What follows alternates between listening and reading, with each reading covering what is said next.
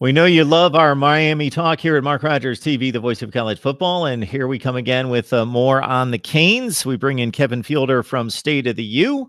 Of course, join him and Cam and the rest of the group right there at State of the U for the very best in Miami football coverage. Kevin, how you doing today? Good. Excited to be here. Absolutely. And got to be excited along with everyone else who gives us the U sign that's excited about the talent of one Jalen Phillips. So this kid was a #1 recruit overall coming out of high school, signs with UCLA, gets on the field for half a season, has a nice, productive 2017 when he was on the field. I don't have the numbers in front of me, but it was something like 8 tackles for loss, 5 or 6 sacks in just a half a season. Had some more injury problems this past year, but he is now in the fold. Yeah, he's definitely one of the more interesting transfers. I don't think many people expected him to go to Miami. I think it was really Stanford and USC until just a couple, it seemed like weeks ago. And then Miami started getting the fold after they got Martell, who's supposedly friends with Phillips. And after they kind of got all those other transfers, then the Phillips news kind of came in and people really started to look at Manny Diaz really dominating that transfer portal. Absolutely. So, have you had a chance to look him up, to look at any of the highlights or scouting reports or what's been said about him? I got to say that I talk UCLA football here on a regular basis, so I try to keep track of the key impact players on every team. And as I mentioned off the top, he was a force in the time that he was on the field, which was about 6 games in 2017. Yeah, I haven't looked into a lot of all the tape, but I've looked into some of it, and he's definitely an electrifying player. He gets to the quarterback, and he just kind of gets in the backfield. He's a disruptive player, and that's kind of what the team needed. After losing Willis and after losing the guys like Norton and Jackson, they needed a guy that could just get in the backfield. They have Silvera, but if you can have as many guys who can just get in the backfield and create danger when you can get to it, I mean, it's definitely a positive. So again, Jalen Phillips, to get the stat sheet correct, 7 tackles for loss, 3.5 sacks. That was 2 years ago in 6 games, only 6 games as a true freshman.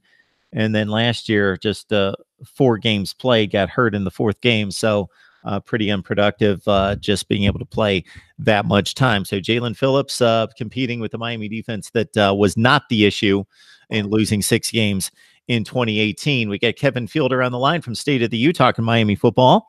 The 2019 recruiting class started off strong, going way, way back in some of the relationships Mark Richt built in having a top 10 class in 2018. It looked like that was going to carry over into his efforts in 2019. He was on the trail and had commits from top players all over the place. And then it just kind of fell apart. And obviously he retires, and Manny Diaz had some serious work to do to try to rally the troops,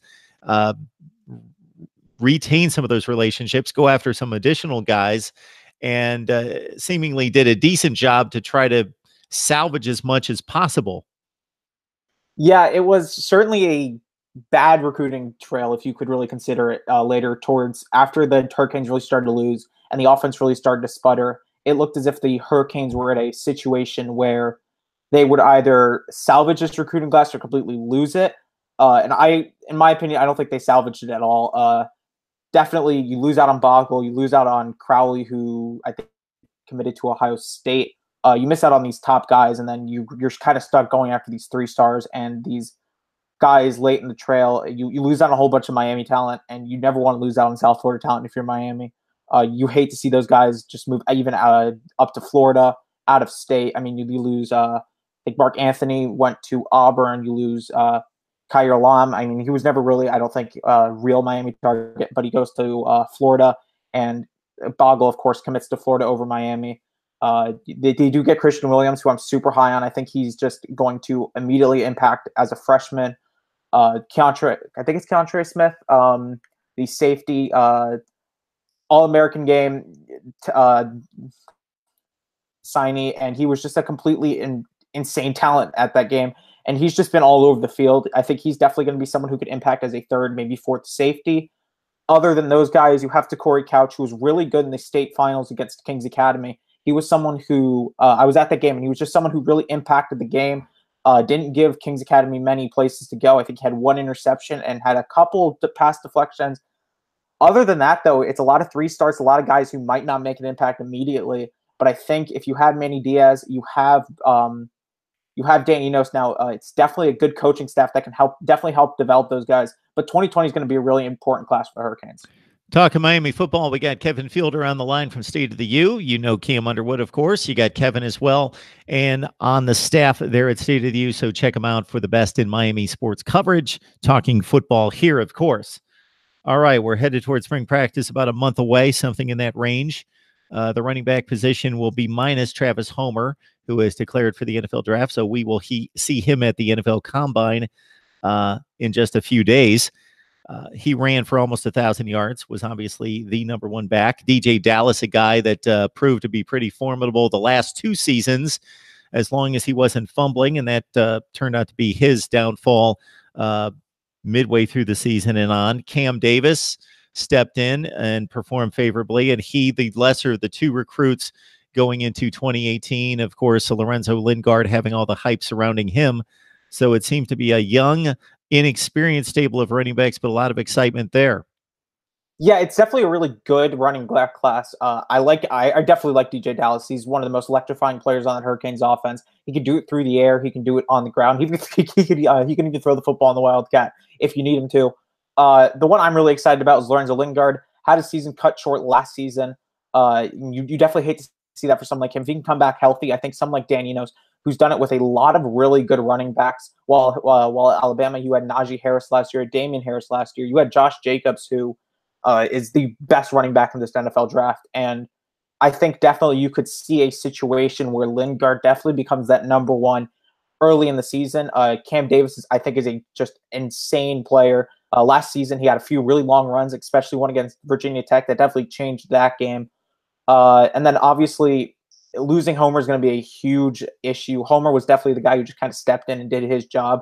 He was never going to give you a 250-yard game or give you a whole bunch of work through the air. But I think when you have someone like Homer who can just kind of go out there and do his job, then it allows guys like DJ Dallas and allows guys like Lorenzo Lingard to definitely get involved and become more electrifying.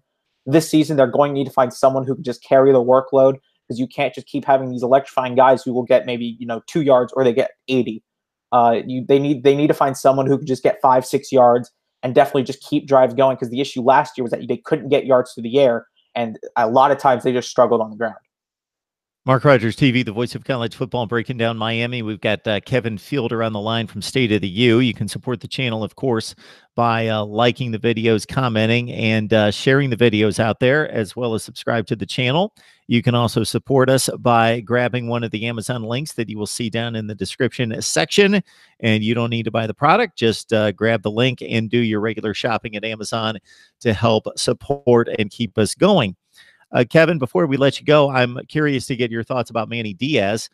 Certainly everybody's got to be happy at this point. He hasn't coached a game yet. So the evaluation obviously starts with the wins and losses once we get to that point.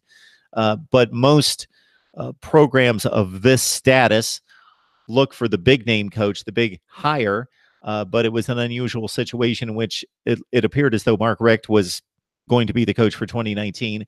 So it wasn't one of these situations where the coach gets fired the day after the season, and that's typical in both the NFL and in college football. And Manny Diaz is plucked away back from Temple with no head coaching experience at this level, but obviously a feel for the program and a feel for the city. Yeah, it was definitely a kind of weird situation. No one expected Mark Richt to retire, and then just out of nowhere, you get this news that just Mark Richt has announced his retirement, and they're looking at guys like Mario Cristobal. They're looking at, I think Shiano's name was thrown out there, but I don't think he was even really considered.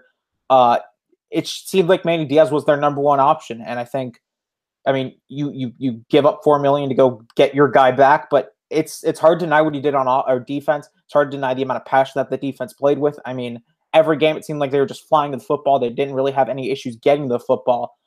The issue, though, is that, of course, he's a new head coach, and he's jumping into a situation where the expectations are going to be higher on him than it seems like any new head coach. Because it's the Miami Hurricanes. They're they're a typical college football program. They're one of the biggest college football programs, and you're in a situation where the fans are going to want success immediately. They're not going to want to go into Orlando against Florida and lose. They're not going to want to have these growing pains, but naturally, you're going to get the growing pains. And I think a lot of people are too quick to just kind of go out there and say, next season they're making the ACC championship and they're going to compete with these teams. He still has to coach a game. He's never been in control of a full football program. Temple would have been his first. Temple would have been a great kind of starting place. Maybe after that you go back to Miami. But I think that's kind of the best hire. You kind of salvage that recruiting class a little bit. It wasn't enough to really consider it a good recruiting class at all. It's still in the bottom, I think, half of the ACC in my opinion. Definitely you want to get better there. But I think just his ability to recruit and obviously the staff he's assembled, I really like Dan Enos. I like Stephen Field, the tight ends coach, one of the best South Florida recruiters there is out there. He can just recruit this area better than any. Obviously, Dan Enos had a lot of success at Alabama with Jalen Hurts, and Tua Tagovailoa. Definitely, you want to get a guy like that to coach up Martell and coach up even Perry or Williams. The questions, though, will start once they travel to Orlando and play Florida. Florida last season had a great year with Dan Mullen, and if you could beat them, then I think the season changes completely. But if you can't really beat them, then I think we're thinking of a whole another season where they finish maybe with only 8 or 9 wins. So, Kevin, considering everything you just stated, what should be the expectations? Because on one hand, you do have the growing pains. You do have the adjustment for a team that lost 6 games and lost to many of the chief division rivals like Duke and Virginia Tech and Georgia Tech.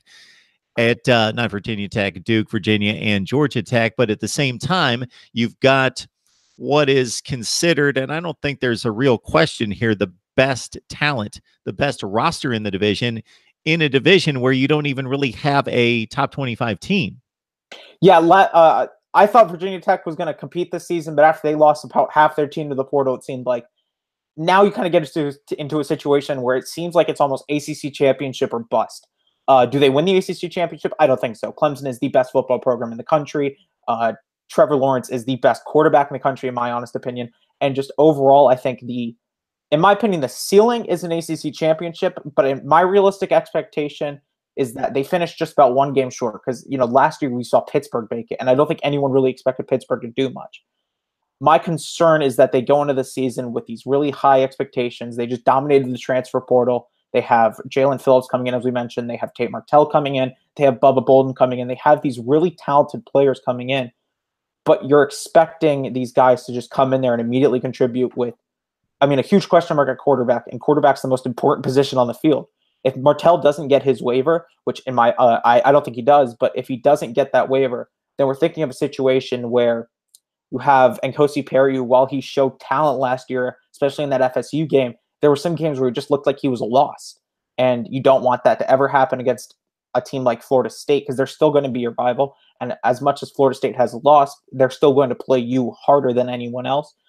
Other than that, you have Jaron Williams. I think he's a great player, but he's also never played a college football meaningful game. And you have to really think about it just as you have to look at it and you have to just be honest with yourselves that if they win 9 games, that's still a success after only going 7-6 last season. All right, there you go. Miami Football Talk with Kevin Fielder. Join him and the rest of the staff, of course, Cam Underwood, a regular right here at Mark Rogers TV, the voice of college football. It's breaking down the Canes. Kevin, we appreciate you stopping by and would love to have you back. Of course. Thanks for having me again.